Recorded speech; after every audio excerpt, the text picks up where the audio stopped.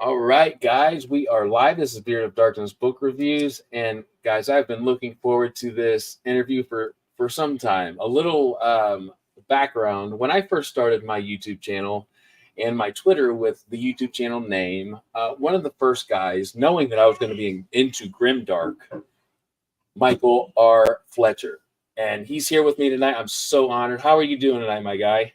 I am good. Thank you for having me on. Man, thank you for being here because, I have to say, one of the things that I was very much not aware of is how freaking beautiful this community is as far as being genuine and kind and gracious and giving. I hate to say it, but it's true. And I like to be honest here. I thought that it was much like actors or singers. It's like, I got time for you. It has not been that way. And you're here proving that even more. How has your day been? Where are you at? Yeah, my day has been awesome. Quick thing on the community. Um, really early on, I kind of ran into trouble.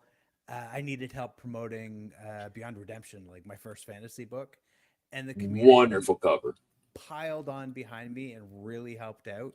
And it kind of since that day, I have been trying to, you know, pay that back a bit Ooh. because, oh, no one had heard of me. I reached out to a pile of, authors and reviewers and stuff for help. And that was 2015, 2016 now. So Okay. 1,000 years ago. A thousand at least. Yeah. But yeah, a fantastic community. Otherwise, I am good. I'm a couple of drinks in because I do require social lubricant for this stuff. Me too, my friend. And I'm good. Working on new Good. projects and shit. Can I ask what your drink of choice is? Oh, okay. Well, my drink of choice is whichever happens to be sort of like within arm's reach. Mm. I seesaw back and forth between whiskey, beer, and right now I've got this super fruity drink. Ooh, it looks fancy. It is super fancy. It's a rum and soda with a splash of pineapple juice. So what that does is make me Very not only manly. it is, and So, I think you're the manliest man that there is because yeah. guess what? I like that shit too. And guess what? I am a beer guy. For all of the UK, anybody that's here that's not in the US, I'm a true American. So we've got Bush Light in the house. And man, my guy Michael Fletcher knows all about that. He's seen it at the store. I'm sure he's much Oh higher yeah. class than I am. You know what? There's a beer for every occasion, right? There So is. if we go to the cottage and we are sitting on the deck, Bush Light in the can, sitting in a cooler full of ice, is the right beer. It's light enough to drink like 12 of them, but Yep. like it's not strong enough to be like, okay, I want to drink tonight. So I'm going to drink Bush Light. It's more like I'm going to drink what you have, or if I ever get the taste for it, like whiskey, because I want to be that sophisticated, but it's like my palate is not there yet. I'm not man enough. So I've got to graduate. So I'll get there. But real quick, we've got some people in the chat, and lots of these guys. I have to throw it out there. These guys are some repeat people, and I love them. E.L. Montague, hello, hello, and good evening. Timothy Wolf, indie author in the house. Happy Friday to you. One of my favorite things I tell my wife all the time is like, you know, there's just something about the weekend or like Friday night until like Sunday night, I guess, because Sunday night's always kind of depressing because Monday's right there, right? But the weekend chats are always my favorite because everybody's kind of getting in the weekend kind of feel. Matt Jones, he knows I shout about him up from my rooftop. He's got the best short story I've read so far. And he's got something out coming out soon. I can't wait to tout about. Uh, Knox Witch Book Life. By the way, I have to learn your name because I'm just a respect guy, and I feel like I'm doing you a disservice by not saying your real name. And Tim McKay, another wonderful indie author that I've had on the channel. Palmer Pickering, who I will have on the channel. Hey, y'all. Hey, Cool. Thanks, all. man. Excited for the interview. Beyond Redemption was freaking brilliant. That's what I hear. And I have to say, so it's funny, real quick. A funny, and this is I like irony. Are you a fan of irony? I am a fan. Not So of you'll like. ironing though. I don't do that. No, I don't. I've heard about it, but what is that? No. So this morning, I'm very close with the SPFBO for the first time ever because I just didn't know about it before this year. Um, Before the finalists were picked, I had a lot of finalists who are finalists now on the channel. One of which I got a hold of today. His name was Clayton, and Cold West. He just was chosen as a finalist. Clayton Snyder. He has a middle initial. What was the middle initial? Clayton W. Snyder. Okay, Clayton No W. idea Snyder. what it stands for, but I'm gonna go with Wilfred. Wilfred. Clayton Wilfred Snyder. That's my we're I going think with he's that's wonderful. Now, see me, I would have been like Wayne. I'm Wayne. now Wayne's we have good. to That's make a solid name, but Wilfred's actually kind of more fun. it is one because if you look, if your middle name's Wilfred, like you are a stand-up guy, you have to be right. You're very wise. Like this gesture, I don't know what that means, but it's just like wise. Palmer Pickering says, "Well, I have already sorry, couple bush lights in. You know how it goes, Palmer." So E.L. Montague, we'll get to that because that's something I very much love about this guy's Instagram. So let us know. You've got so many books, so it's like uh, I like to start in certain places, and with you, it's kind of like I have to broaden that starting place. So if you would, uh, give us a little bit about each of your three main series because you're just a writing machine. Okay. All right. So there's three sort of main trilogies. Two of them are complete. City of Sacrifice will be done. December 4th. The last book is out. All right. So to break them down super fast, the Obsidian Path. A man wakes up, crawls out of his grave, which is littered with the corpses of various things. He has no idea who he is, no memory of his past. At some point, he sort of runs into another copy of himself, sort of tracks him down, murders him, and claws this little piece of obsidian out of him, out of his heart, and it sinks into his flesh, and joins the little piece of obsidian that's already in his own heart. And when that happens, he remembers a little bit more of his past. And he realizes he can sense all the other little pieces of himself littered about the world. And the series is basically him traveling the world in search of the pieces of his shattered heart, trying to, reclaim who he was in the past. That sounds. I'm going to make a little note after each one of them because, like I told you before we started, one thing that I absolutely love doing is talking to an author and like immediately starting what they've written because it's like it's fresh in my mind. I've gotten to kind of know this person, and it makes that experience just like next level. Have you tried that? I'm sure you have. Oh yeah. It's like amazing, and I didn't expect you to talk about that one first because in my mind I know which one that I favor. So on to the next. All right. Next, let's jump to the City of Sacrifice series. Two are out. Third one is out, like I said, in December. That is the last city of humanity on a dead world, concentric ringed city ruled by gods who have gone insane, feeding off their little slave population.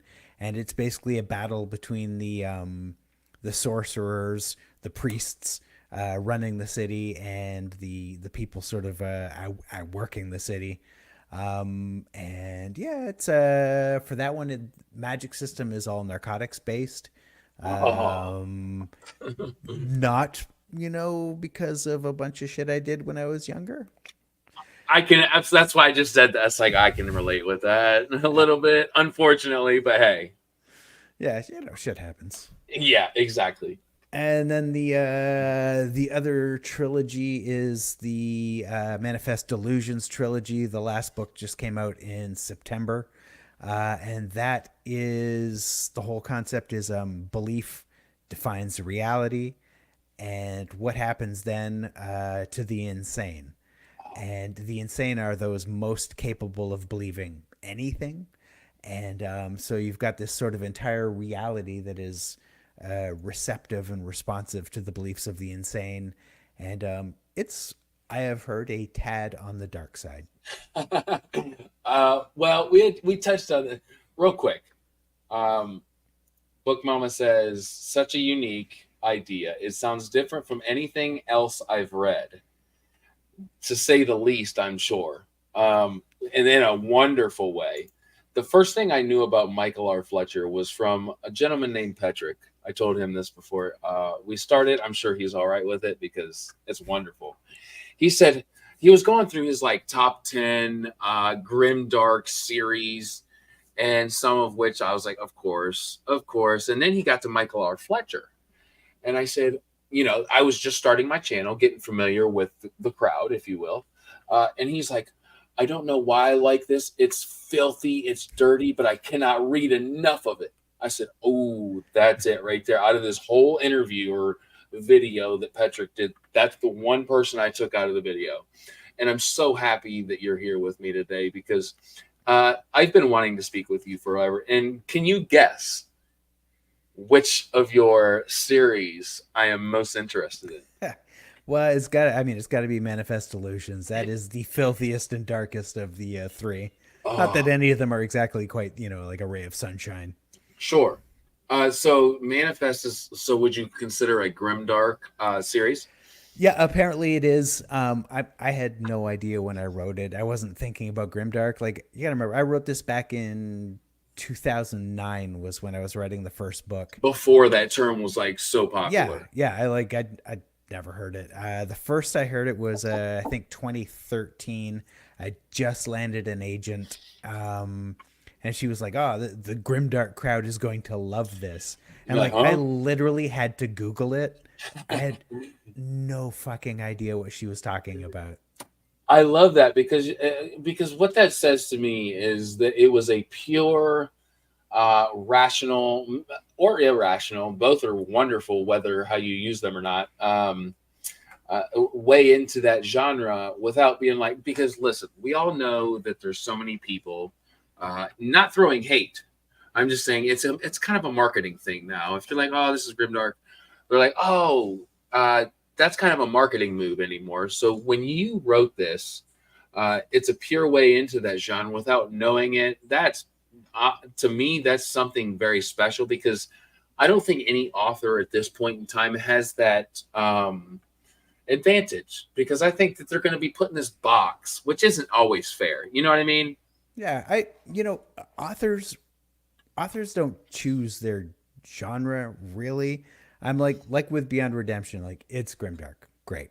Personally, I thought I was writing a dark fantasy. Mm-hmm. Like I never think about genre. I'm not trying to write to a genre. I'm not trying to write grimdark or anything like that.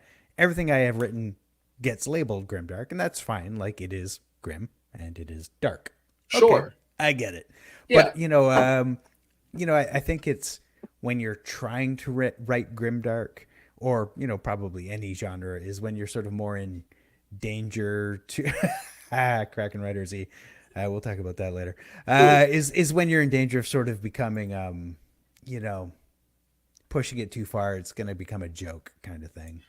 When that's what you're sort of like really trying for. So yeah, I think what you're saying is something I kind of tout a lot on this without really saying it. I kind of beat around the bush, but in the end, it kind of means the same. Like when there's a reason for the violence or the sexual content, like I can read it. But if it's somebody that is like purely trying to get readers out of shock value, it's like I don't know how genuine this could be. Yeah, I think there's probably a market for the shock value stuff, like I think so too. splatterpunk, that kind of stuff. Like, and there are people who love that, and it's great. That's your thing. Awesome. Yeah, That's not me. Like, I've never thought of my stuff as shocking. I'm more like I have a story I want to tell. I've got themes I want to discuss, and but then I don't want to like shy away. I don't sure. want to like you know chicken out or, avoid something because I'm like, yeah, this is awkward. And fuck, it happens. There are scenes in Beyond Redemption. Like, I remember like writing them and I was like, maybe I shouldn't. But I'm like, yeah, Right? but this is the story. This is where it goes. I was like, Oh, all right. so I love that, man. You literally like, yeah, you've said my opinion on it a couple times now, and I love that because if there's a reason for it, if it plays into the premise, the story, if it flows with your prose, wow, look at that, flows with your prose. I'm a poet, didn't know it. Excuse me. I think El Monte's really hit a chord here. I think it was called "Good" until the kids all started calling. I think you're very much hitting a chord there, Yale Montague. By the way, the moderator for my Discord. By the way, I have to get your Discord information. I tried to search for it, and I guess my computer's stupid or something. But I have to join it now that I'm going to be diving in. Um, Knox Witch Book Life. I think the first time I heard the word grimdark was when I found Andy Peliquin's work with the Child Knight Guild was originally published. Are you a fan of Andy's? Yeah. He's kind of one of those like insanely nice people. Like he's so Yes. good and so helpful and so there for everyone. Oh, It's like, dude, fuck off. You're making us look bad. yeah.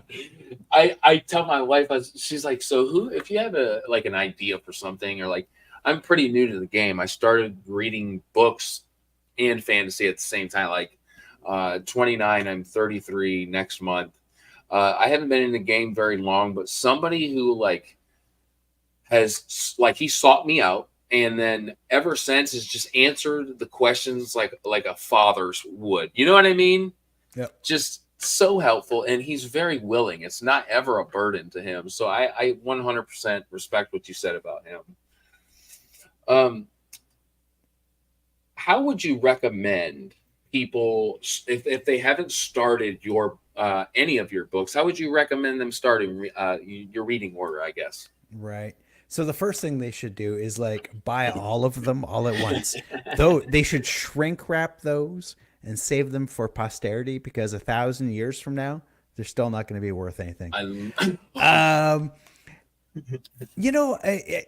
I always say it depends on your mood. Like, so the three trilogies are distantly connected, um, but it doesn't matter what order you read them in. So, like, if you're like, oh, I want some sort of like nasty cyberpunk, read Ghosts Mhm. of Tomorrow.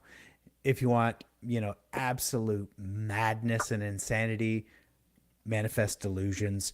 If you're like, you know what, I want like a Michael Moorcock, Elric Stormbringer kind of book, but something, but with a more modern feel. Blackstone Heart, the Obsidian Path trilogy. If you're in the mood for sort of insane gods and a poke at um, the sort of a modern social structure, City of Sacrifice. So really, I actually don't care what order people read it in. I'm like, whatever you're in the mood for, go with that.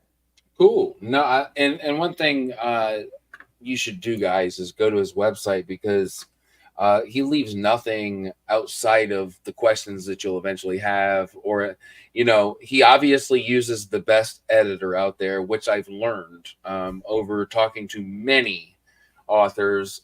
Let's give it up for Sherry Chorn, real Yeah, quick. Sarah is awesome. Yeah, I hear and I trust that.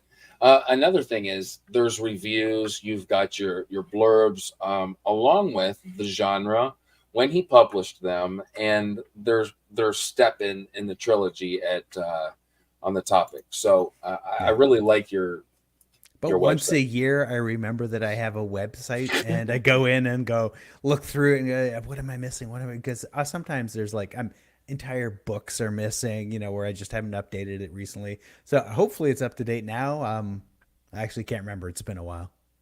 So, quick question: what's going to hook me, E.L. Montague? What's something that you would say?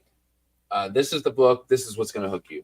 I mean, we're all fantasy lovers here, God, how the fuck would I know? right?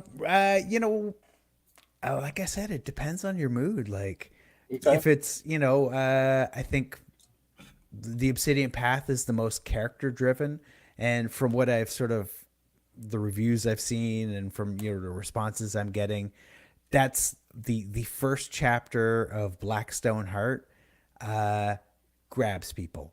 Like, Ooh, I don't think anyone puts the book down after the first chapter. They might put it down later, but like the first chapter, they are like, "What the fuck is happening?" And they keep going. love it. So That's a perfect answer because that's the hook. yeah, that's a great answer because yeah. So look, Obsidian Path it is. Boom, bang, bang. You've got a fan right there, and just knowing E.O. Montague, he's not lying. Like the guy reads like it's his job, and he has a full time job. Um, what inspired Michael R. Fletcher to start writing? This goes back a long way. There are there are a couple of pivotal moments for me. I love it. Um, the big one. So my parents dragged me to some Christmas concert, religious pageantry and all that Hmm. shit. Yeah, And at the time, I was reading the Stormbringer books. I would have been 13 years old. So there we puberty. were in church, me reading Stormbringer, ignoring this big Christmas concert that's going on. And I was like, fuck, this is awesome. This is so I awesome. love And your word of I was all into the book. And that was Elric, the anti-hero that shaped the stories that I wanted to tell. the guy Uh, that you love to hate. yeah. And the other one was when I was really young, like maybe 8 or 9 years old, we had the Lord of the Rings in Mm. a single paperback, Oh wow, big, the old chunky. omnibus. Yeah. It's one paperback, all three books. And like that has been lurking in the back of my brain since I've been about 8 years old. And so once the second I completed the Obsidian Path trilogy, I was like, oh baby, I am Yeah. doing all three books in one. So I had to do the omnibus for it, and super happy about that. I just Ooh. makes me happy. Yeah, I mean, who doesn't like just a thick book to throw not only on your lap and read, but once you're done, you're like, yeah, I gotta find a stud for that bastard. You know? Oh, Nick Horb. So real quick, Palmer Pickering says for Beyond Redemption, which by the way, the cover. Oh my goodness, who did that?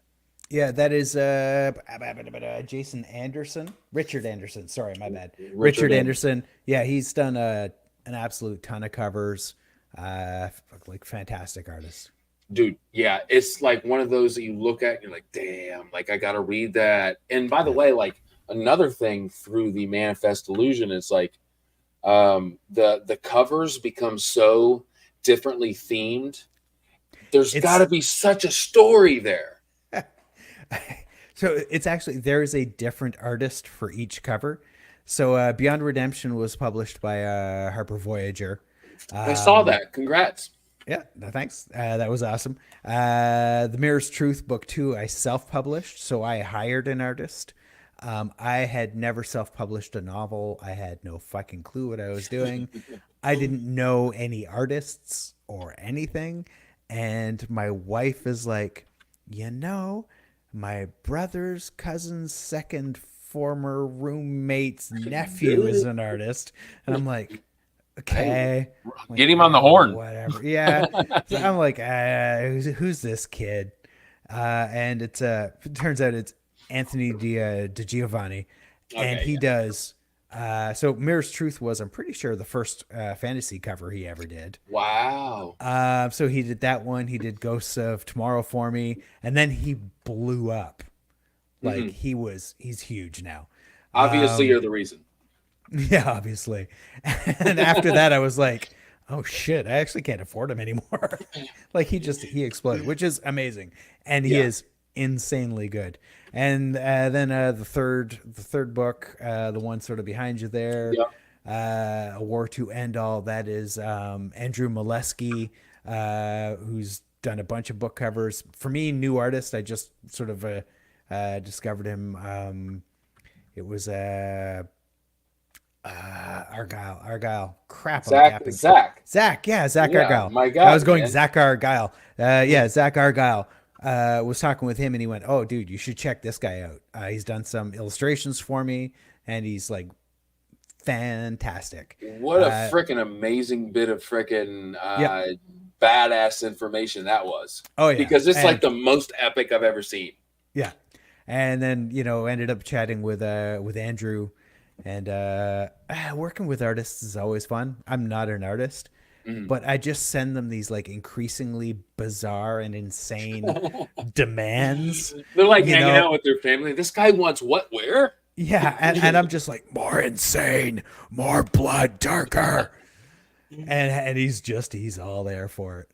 Man, I had Zach on, I think like, I'm probably wrong, but maybe 3 interviews ago. And Zach is like Andy. He's another like just like yeah, so fucking like nice, such a really good human. yeah. It's awful. It's so my It's like, god. why do you make me look so bad? Yeah, like it just Yeah, no, he just gave he.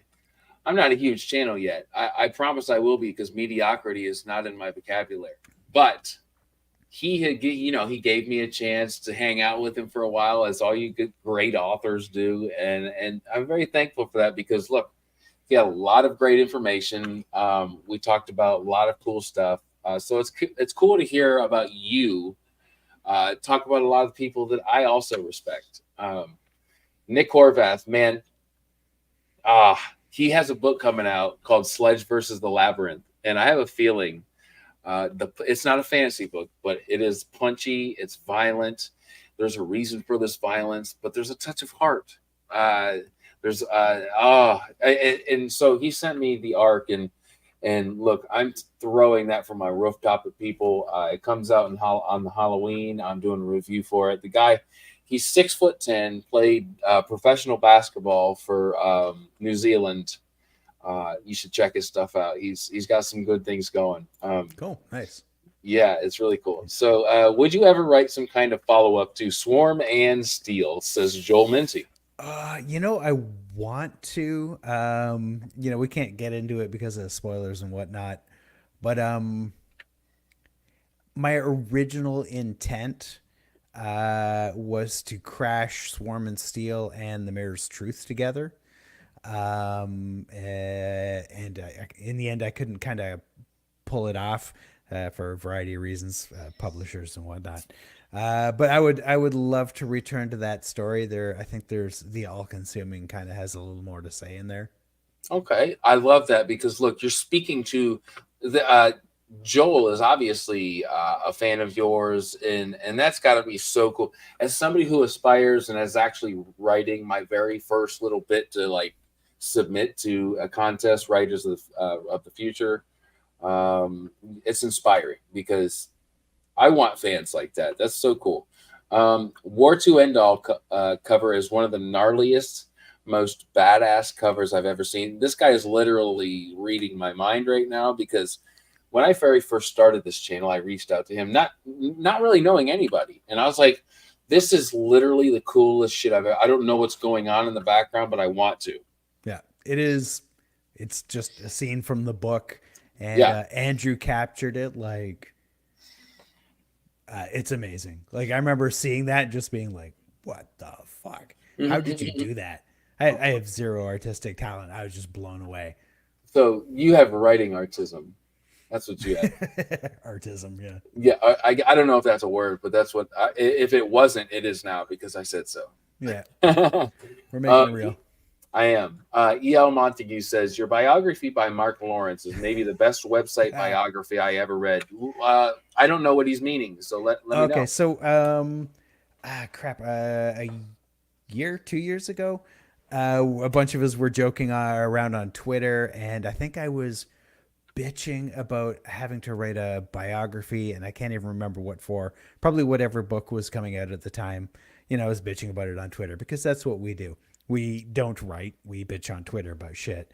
Right. And Mark was like, "Oh, hey, send me a bottle of whiskey, and I'll write a biography for you." And I was like, "Ah, dude, done." And Done. so he wrote a biography for me, a little about the author blurb, which I now, since then it's at the end of all my books. I mean, like, how can you not? It's, it's Mark. Mark Lawrence, my guy. Hold on real quick. My wife, because she cannot keep a freaking secret. That's okay. I still love her. Hold on real quick. Here we go. She was so nice. She got me this. Yeah, That's the that is response I always get. I haven't read it yet. it is awesome. I beta read a super early copy. I don't know, 2 some odd years ago, Uh-huh. and it is really fucking good. But he always pulls it off, and he makes something. He does something different every time. And I'm Mark reading Prince has, of Thorns.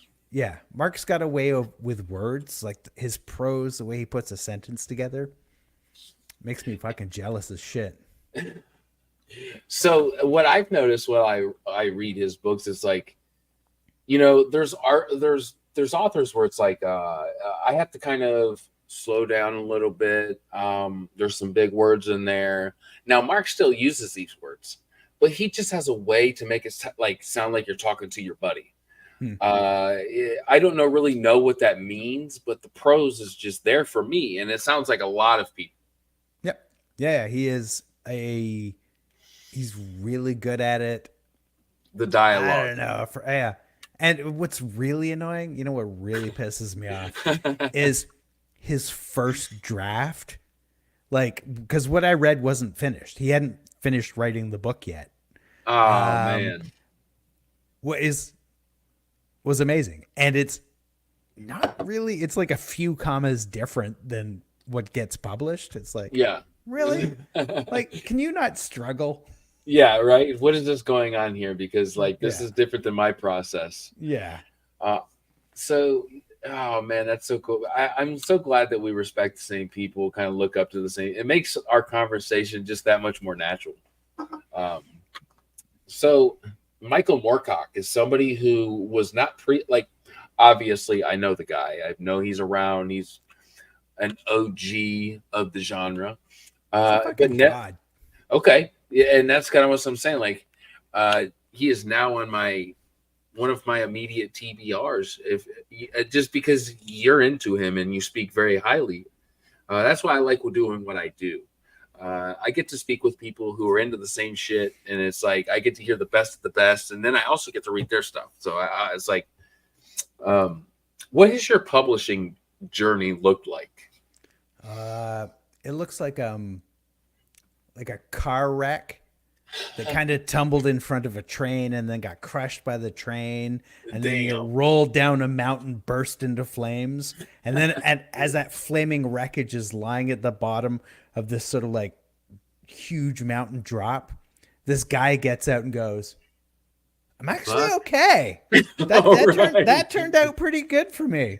I Didn't like love that it. car anyway." So yeah, it's chaos. None of it worked out the way I thought. Every Mhm. time I thought things were going to go really well, and I was on my way to becoming a famous author, shit Oh, blew up, went sideways, and then every time where I'm like, well, you know what, fuck it, I wrote this book, I'll self-publish it anyway. yeah. Um, it's done really. Looking up your I like to look up how many people, because really I didn't know this, but your review count on Amazon is often like a test. I don't know, like a trial. Not that I think that that's a fair trial, but you've got quite a bit, my friend. Uh, Especially on Goodreads. Like that's something that indie authors, and not every book that you've published has been through being an indie author, which is something unique in itself. But how does it feel when you get like these lists of people that are like, man, I really fucking loved his book? Yeah, I okay, so I used to be on Goodreads. I used to read reviews and stuff. Mhm. I stopped because it's not really good for my mental health. Okay. Some people can handle that. For me, it was not good. Um, but I get enough fan mail and stuff from people. Oh, that's gonna Uh, be cool. it is awesome. That is the best thing. Because, like, let's face it, I'm like lurking in the basement in my fucking pajamas all day. And to have someone go like, dude, I fucking love your book. You're like, great. That's Yeah.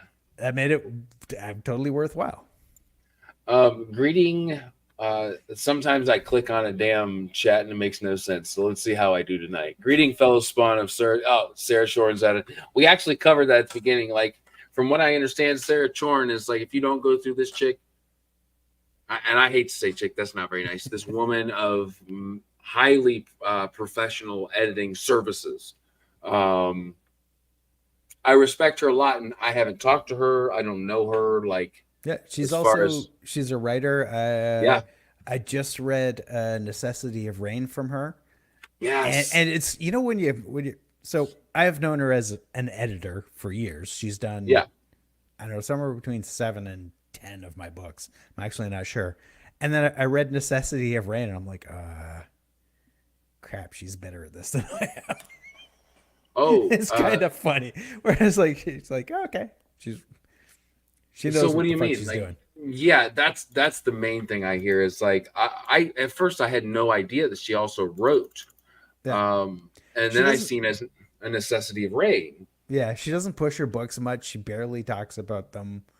Um, I think I was messaging her for like a couple of months, going like, "Is this coming out on paperback soon?" Like, I don't do ebooks anymore. I Yeah, don't know. I just don't like them. I need paperbacks, so I wait until the thing's out in paperback, then I grab it. And when it no, finally came out, and it's like, shit, this is really good.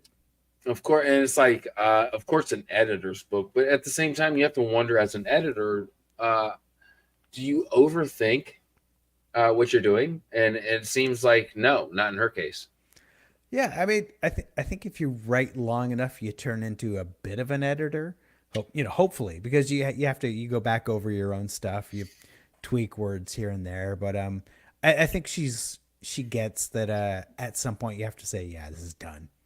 So Joel says Nicholas Eames, which remind me of his book. It's like a band of Nicholas. I can't Yeah, remember. yeah. I can't remember. Anyway, the guy Yeah, is it's rock band kind of. yeah, like Yeah, classic rock. I have to look it up. But anyway, Joel says Nicholas Eames' review of Beyond Redemption. It's like reading Game of Thrones, except every character is Walter Frey. Not bad, not bad. That's a wonderful comment. So let's see. Go down here. I like to get all of my chatters because you remember. Do you remember like going into lives? You're like, I hope that they click on my comment.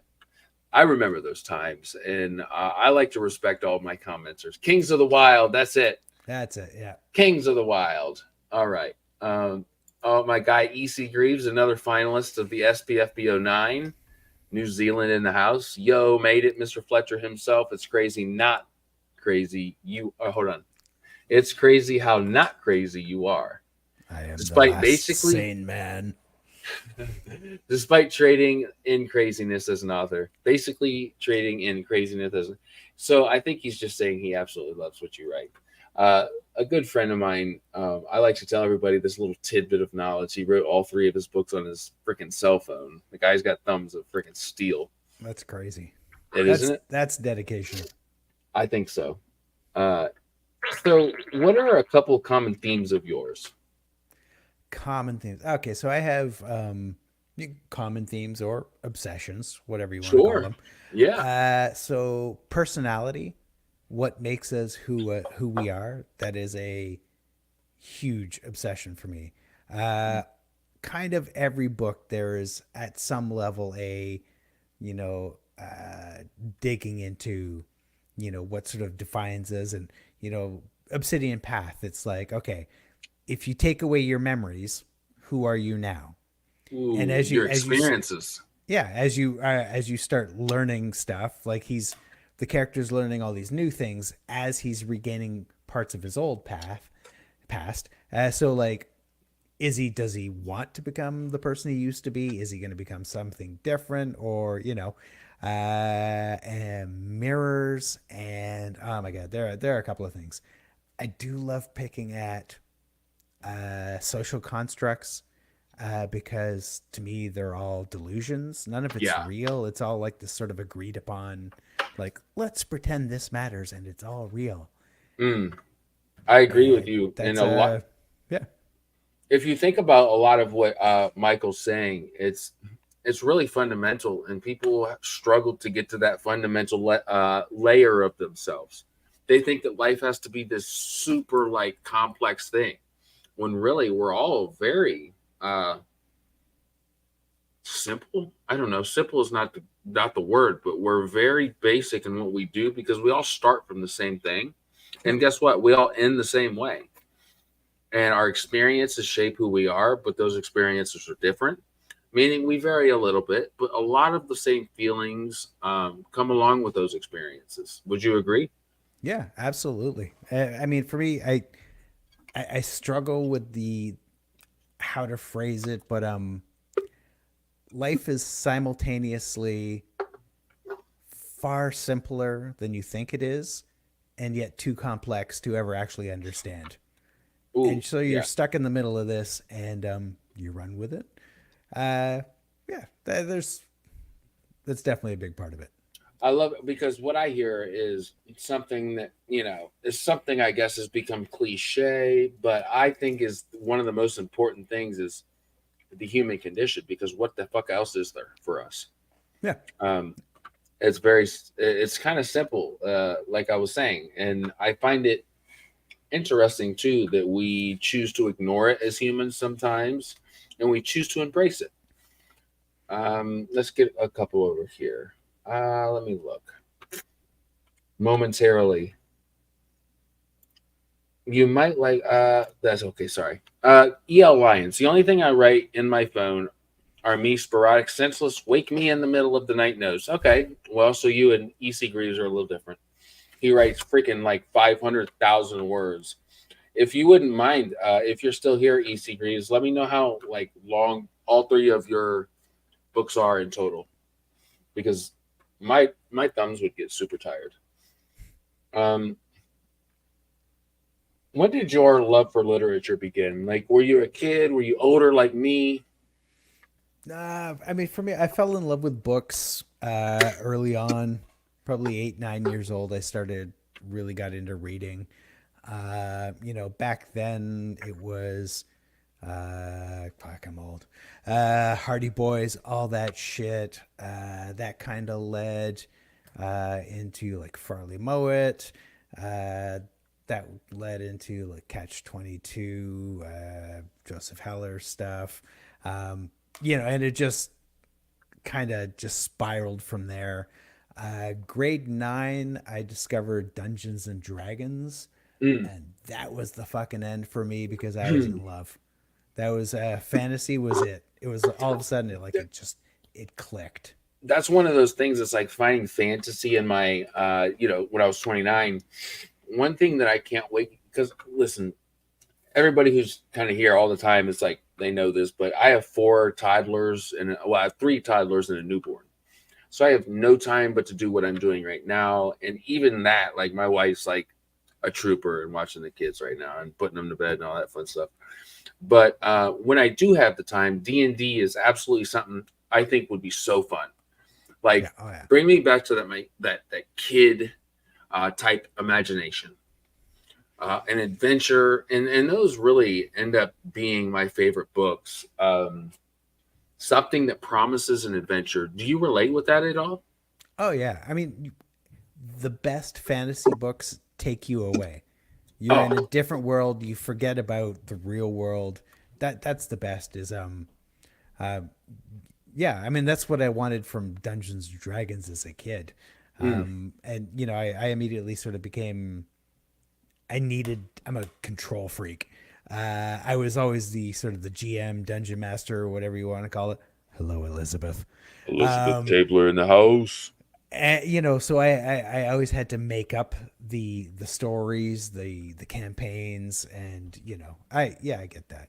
You want So something that takes you away. Yeah, and I hear like the dungeon master. What I've learned is you're like the guy setting the story, kind of the premise of what you're doing. Am I right? Yep. That sounds so fun because like, what's your favorite fantasy race? Fantasy race? Yeah, orcs, Uh elves. no, okay, awkward. I hate all of that shit. Uh huh. Um No. for me it's people. Oh, I love I it. like monsters. Monsters are cool, but Hmm. it's always people in the end. I mean, like it's the characters. I mean, for me, the the scariest monster is always the next guy. It's not some sort of like shambling horror from the swamp. Yeah. It's Dave. Dave from accounting, Yeah. right? That Yep. bastard. Fucking Dave. Oh my gosh. So I agree with that. And I didn't know that I agreed with that until you just said that because listen, nothing is more real than we have these fictional characters and these events that happen and these beasts, but what's more scary or personal than something we truly fear that can actually happen, right? Yep. I I love that. My favorite thing. I want to write a dark character, an anti-hero or even a villain, and by the end of the book, I want you kind of going, "Yeah, I can see that. Yeah, maybe I do the same." I mean, like, No. and then thinking, "The fuck is wrong with me? Why did I agree with that?" Well, I think that you, I think I feel the same way, and it's like the darker for me, the better because I think it's more like taboo to like what you shouldn't like, Hmm. uh, and for me, that's just what wins. Like, there's certain things I'm not into, like extremely graphic, like sexual abuse for no reason, like now don't I'm not saying that I won't read that, but at the same time, sometimes it's just there for like again the shock value that I don't understand. Yeah. For Um, me, shock value is it's boring. I mean, even if it's like momentary, like, ooh, I am shocked. It's not really interesting. It's not really mhm. sort of saying anything to me. It's not doing anything for me. I have zero interest in writing for shock value. I If I'm love not that. telling a story, and if I don't have a theme that I can get behind, then it's not really. I don't want to do it. Yeah, and Knox Switch Book Life says something very important. She says, "I think I've only read one series where humans didn't exist," and it's like how, for me personally, I don't know if I could relate with Yeah, that. hopefully. I have a book that's dropping next year called "The Storm Beneath the World." Uh-huh. There are no humans in it. Okay, so what's the premise behind it? Okay. So it's a fantasy novel. All of the characters are predatory, huge predatory praying mantises.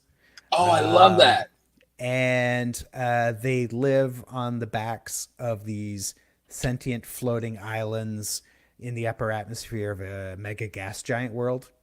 I love that because it's And so completely it's out there. nuts. Yeah, it's completely nuts. But it's like a I started with this science fiction idea and then was like, yeah, okay, now I'm going to write a fantasy novel in it. So one of the things that I didn't know that I was into was the clash of science fiction and fantasy. Because look, I did not start my fantasy love with any science fiction at all. In fact, I had this preconceived notion that I wouldn't be into it at all. I read Mr. J.C.M. Burns' Wistful Ascending, and it was really refreshing. And it's not like one of those like there's humor in it. There's lots of relating as a human in it, but there's also this really expertly done like world building as far as how big the wistful is. Excuse me, and it really caught my attention. Sorry, I have the hiccups. um, do you have an all-time favorite? So like something that's like, oh yeah, that's my favorite book of all time. Favorite book of all time. That's hard. Yeah, that is hard. It's not going to be fantasy. Those are the best. It's probably if I have to pick one book that I love the most, it's probably Catch 22. Okay, and that was written by now. I remember my classmates reading that. Yeah. That's Joseph Heller, I want to say, pretty sure. Um, World War II, fucking fantastic book. Satire, it's brilliant. That's what I hear, and I've heard that, and I remember hearing that as a high school student. My wife is actually uh, she's reading she's reading actually H.C. Newell's book, Curse of the Fallen. Have you read that? I haven't read it. I am aware of it. I've seen it around, and it's getting a lot of good hype and a lot of good reviews, but I haven't Yep. read it yet. Book Mama 87 says Lonesome Dove. Now, are you familiar with that? I'm sure you are. I've know the title. I don't know anything about the book though. I don't think. Uh, I learned it from Booktube. It was like one of those like constant books I kept hearing about, so I had to like at least ask about it.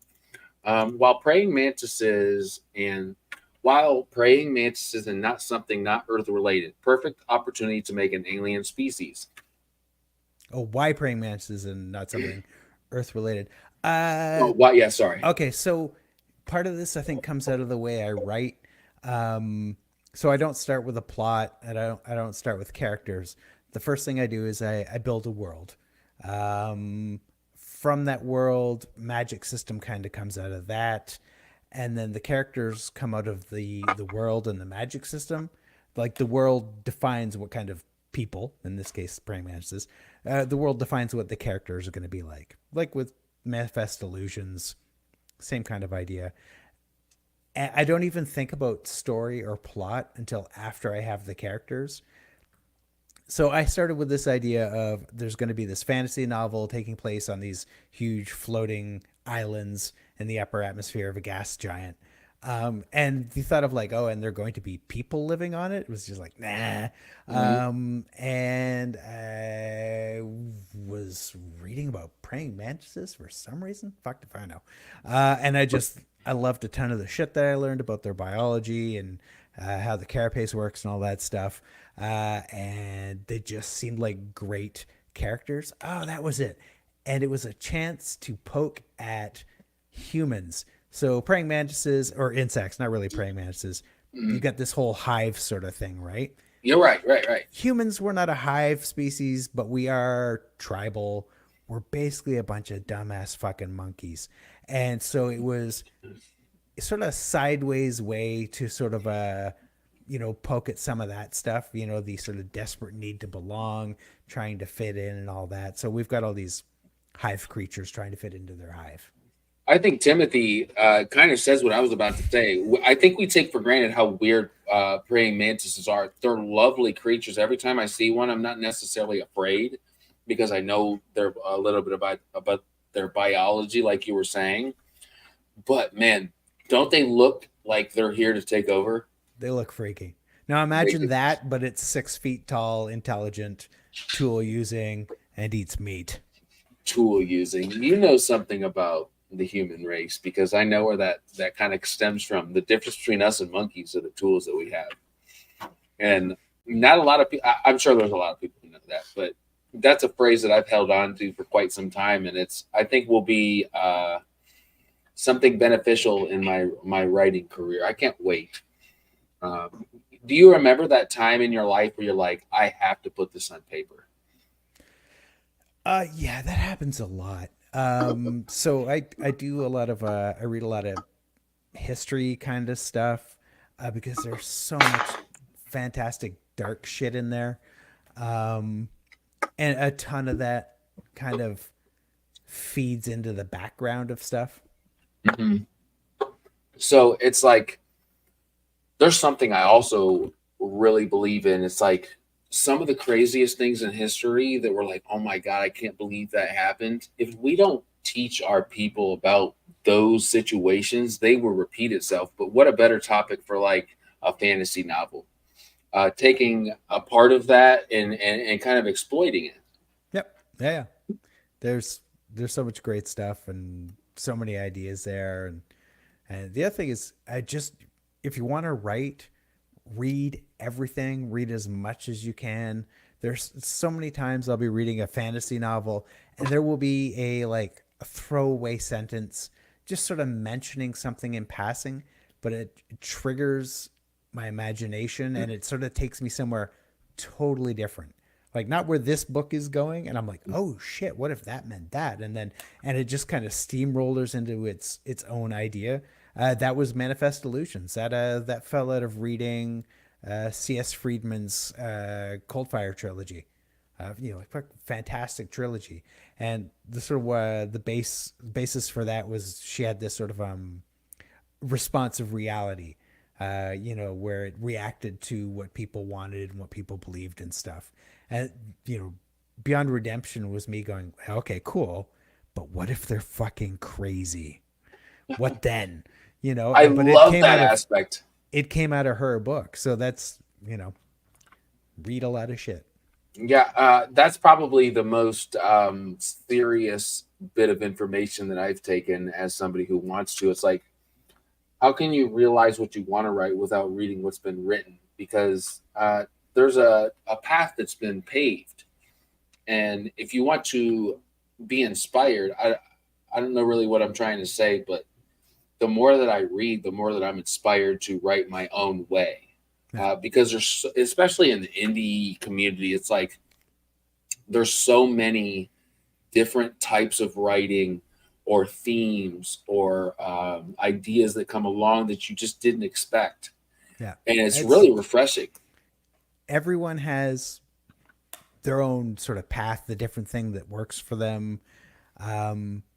It's really cool to see. Like for me, I have sort of over the years, I've built this sort of set of little rules for myself.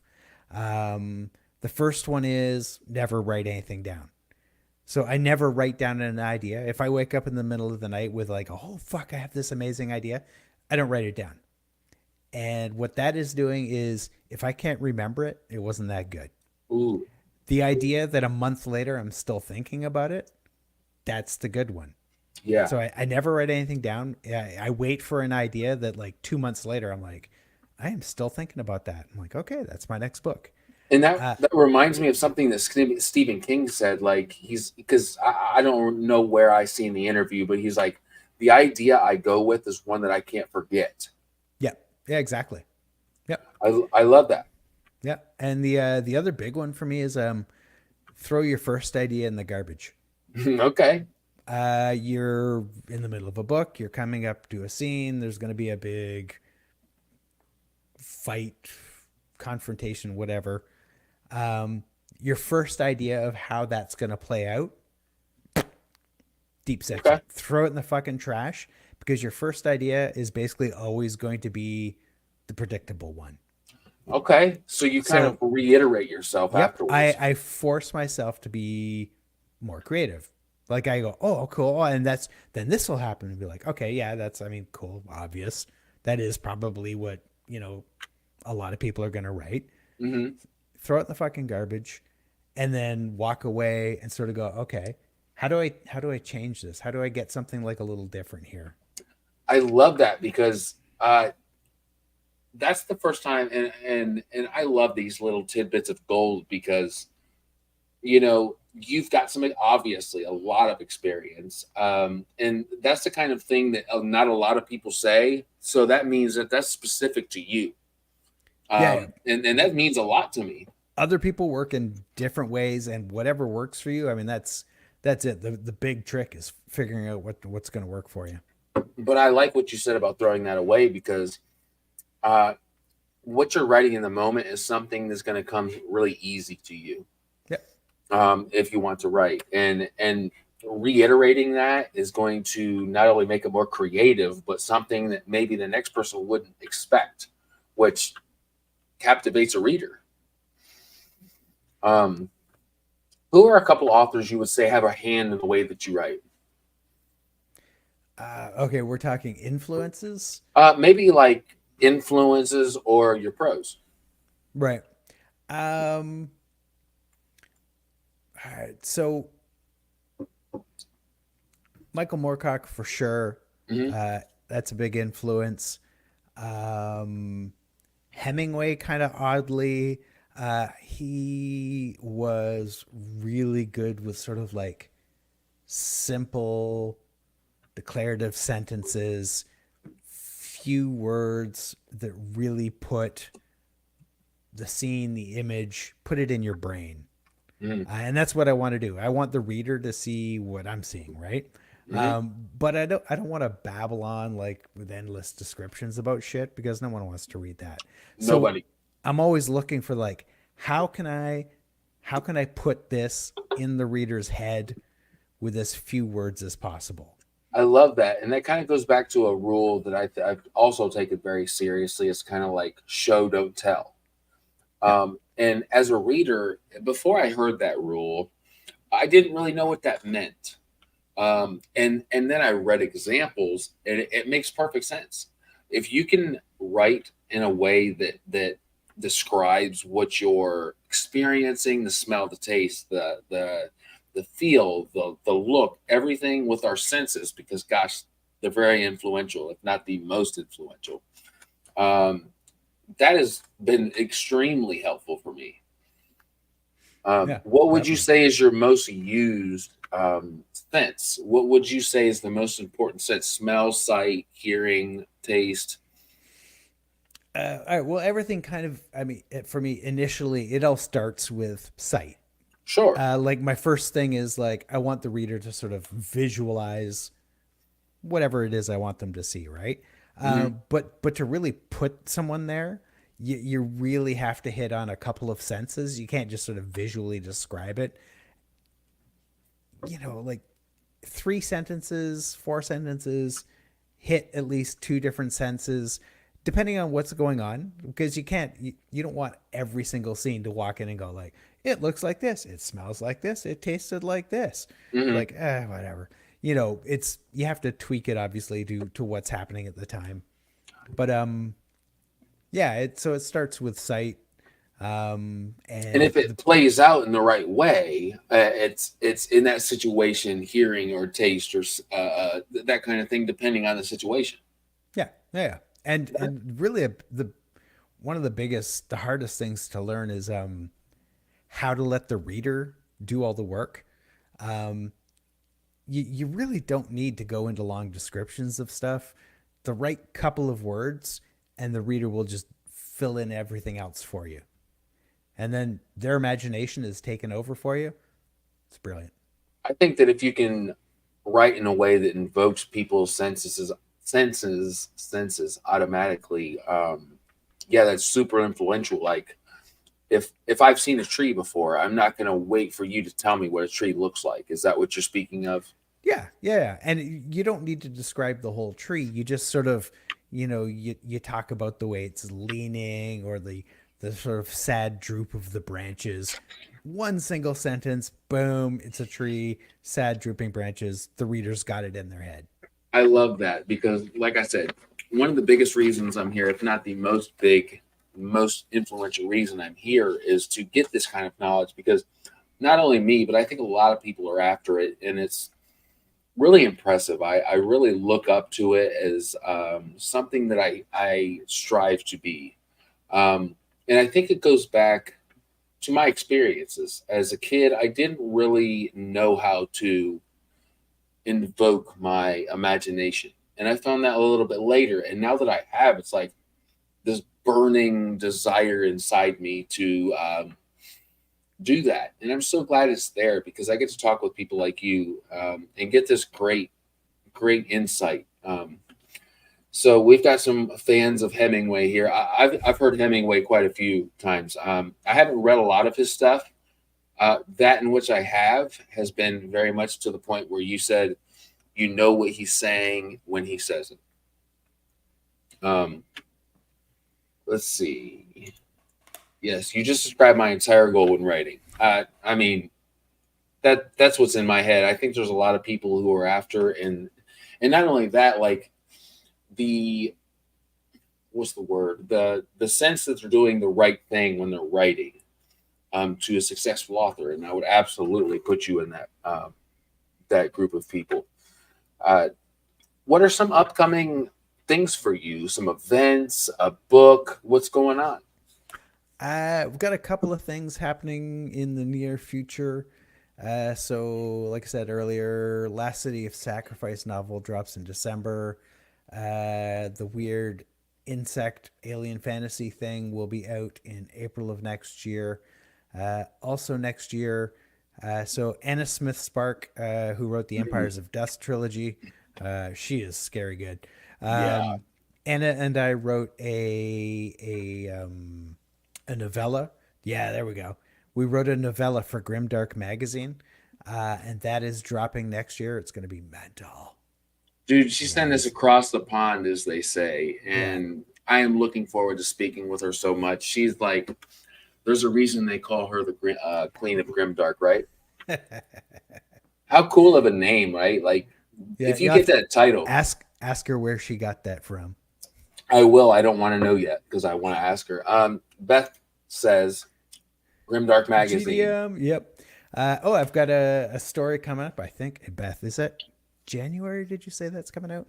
I think I've got a story like something totally new called "The Last War Dog" with GDM. I think in January. I think that's when it was. Maybe December. Yeah, I'm super on top of this shit. That's Um, and then working on this heroic fantasy thing with Crystal Matar, who wrote ooh, Legacy of the Brightwash. Yeah, she's crazy good. I've heard that name multiple Yeah, yeah. times. Also, you should definitely have her on. Awesome. She's seriously good. You're Um, you're too good. That's literally my next question, but continue. yeah. And then just started this new book, crazy new magic system idea that kind of wouldn't leave me alone, and this whole world, everything clicked. So I had no idea. And then I wrote a middle grade fantasy with my daughter. Oh, that's January issue. There we wonderful. go. Yeah, she was like, she was bugging. She was a 12 at the time. She said, "Write something I can illustrate." Okay. So she's illustrating the book. I wrote it. I think Sarah Chorn, editing it. I think I get the edits back later tonight sometime, Wow. and then we'll start shopping it in a month or so. I So I don't know, love that. just writing, editing. Dude, you have no idea like how excited that makes me feel because you are somebody who I've like wanted to get into so bad, and I wanted to wait till I talked to you. I'm so glad that I did. You gave me the chance to. I got to borrow you for a little bit. So, you said Crystal Matar. My next question was, who would you like to see on my channel? Okay. Have you or you've already had like Rob and Dirk? Those guys have already been on already, right? Rob J. Hayes will be Yeah. on in like a month. Okay. So you've had Dirk, and I think you mentioned you had. Did you say you had I haven't Jed had on as Dirk. well? I haven't had Dirk. Dirk. Okay. So those guys for sure, Okay. for sure. Um, Crystal Matar for sure. She's Awesome. actually she's actually funny, and she can talk about writing emotion. Like she's really fucking good at that. Actually, you should talk to Sarah Chorn. She Oh, has thank edited you for saying that. an absolute ton of books. Like if you pick up an indie fantasy book, skip to the first page, there's a pretty good chance you're going to see her name on it. Yeah, I've noticed that, and that's very telling. That's somebody who I was hoping to hear that somebody wants me to see talk to. So the last part that I kind of leave up to you, is there anything that we haven't talked about? Excuse me, that you would like to highlight more, or that we haven't spoken of? You know, there's a ton of stuff we can talk about. I think it might be opening a can of worms Okay. and just diving into a long conversation. The whole AI art thing, there's Hmm. an interesting topic. I'm not Yeah. saying we should get into it. Mhm. People are getting all excited about AI generated text. I don't know how many of them have played with it. I got curious. Uh-huh. I am a background computer nerd. I played with the Chat GPT for a bit, and it's neat. It's a glorified search engine, really. Okay. Um, the thing is, and what people don't seem to get when they're talking about, oh, I'm going to use Chat GPT to crank out fantasy books and be a, be an author. It's like Mm. it is derivative, Okay. everything it cranks out is the same shit. It all, and the funny thing is, they must have trained it on so much Brandon Sanderson. Everything reads like a Brandon Sanderson novel. It's hilarious. It's just like Very descriptive. it's so bad.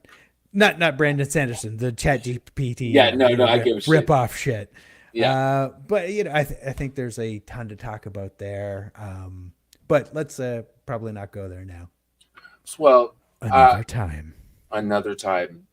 If it's up to me, this won't be the last time we talk. I've got a newborn, so I kind of, it's one of those things. I can almost remember that.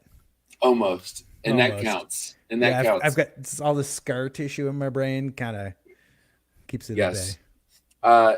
So it's my first baby girl. I have 3 boys, so it's like I'll throw you in the mud, and it's like I got my first girl, and you can relate. Girls are totally different. Girls are totally different.